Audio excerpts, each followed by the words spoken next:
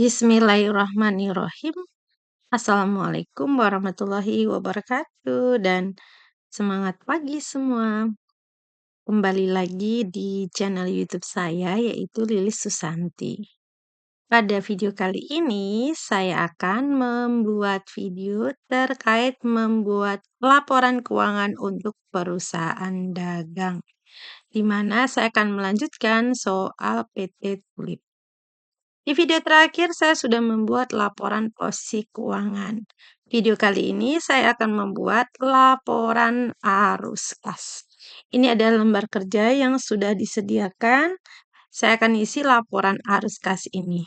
Metode penyusunan laporan arus kas ini menggunakan metode langsung. Jadi kita akan melihat berdasarkan jurnal yang ada kaitannya dengan kas. Ada jurnal penerimaan kas, ada jurnal pengeluaran kas, dan ada jurnal kas kecil. Oke, kita akan mulai untuk membuat laporan arus kas ini. Pertama, kita buat nama laporan keuangannya, lalu kita isi data yang ada di sini.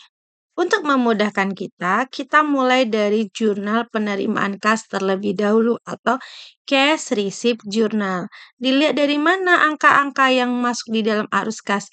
Lihat berdasarkan kolom cash in bank-nya ya. Barangkali nanti ada diskonnya atau lainnya ya. Kita fokusnya di kolom cash in bank. Oke, kita mulai dari kolom pertama ini. Di sini ada ini penjualan tunai ya kan.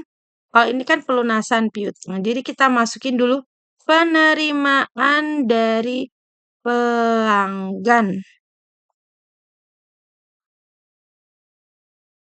Oke, penerimaan dari pelanggan kita masukin. Berarti 34.100 ditambah dengan 288.600.000. Kemudian ada penjualan tunai 228.660.000. Nah, seperti ini. Artinya untuk cash receipt journal kita sudah selesai. Jadi kita fokusnya di cash in bank-nya saja.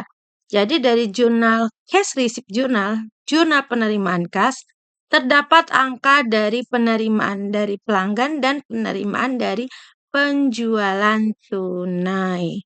Oke, udah selesai. Kita lanjut lagi ke jurnal pengeluaran kas. Ya, yang ini.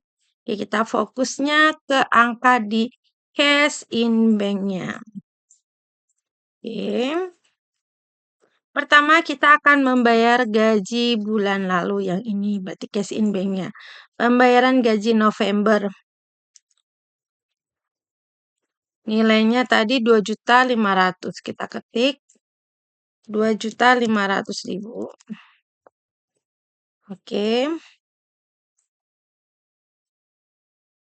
Kemudian pembayaran kepada pemasok yang ini PT Makmur. Ini kan bayar hutang kan? Nah, ini yang account payable. Yang angkanya ini dia. 17.600.000 di sini. Kita buat, dikurangin lagi. Jadi dikurangin itu kita kasih lambang buka tutup kurung, dikurangin 17.600.000. Oke. Pembayaran gaji Desember lagi ya. Ini dia 9 juta bayar gaji. Nah, ini dia.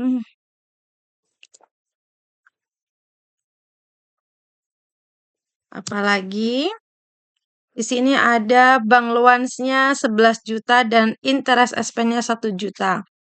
Kita bank loans-nya ini 11 juta. Kalau bank loans itu masuknya ke dalam pembayaran hutang bank. Ya, bukan di operasi tapi di pendanaan. Jadi kita masukin di sini 11 juta. Jadi di arus kas itu terdapat 3 aktivitas. Aktivitas yang pertama adalah aktivitas operasional, ada aktivitas investasi, dan yang ketiga adalah aktivitas pendanaan. Oke, kita lanjut lagi untuk yang berikutnya. Berarti interest expense-nya lagi ya, beban bunganya 1 juta.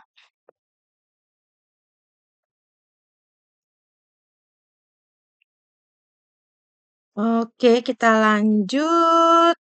Berarti cash payment journal kita juga sudah selesai. Kita lanjut lagi untuk jurnal yang ada kaitannya kas dan setara kas.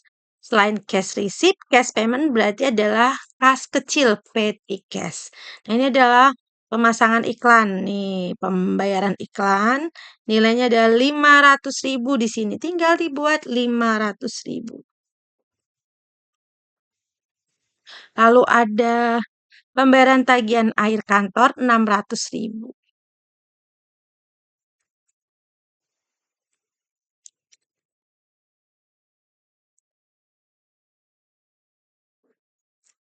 Oke, udah selesai. Sekarang tinggal kita jumlahkan saja. Oke, kalau udah dijumlahin, nanti ada saldo awal kas dan setara kas. Nah, ini adalah saldo awal di awal periode. Berarti di soal neraca saldo awal nih, dia yang ini. Kalau nggak mau lihat soal, berarti ngeliatnya di buku besar ya.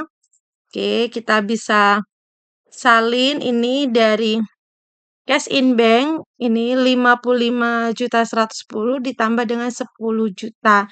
Berarti 65.110. Oke. Kalau nggak ngeliat dari sini, ngeliatnya dari buku besar juga bisa. Ya, kita bisa juga lihat di buku besar ini.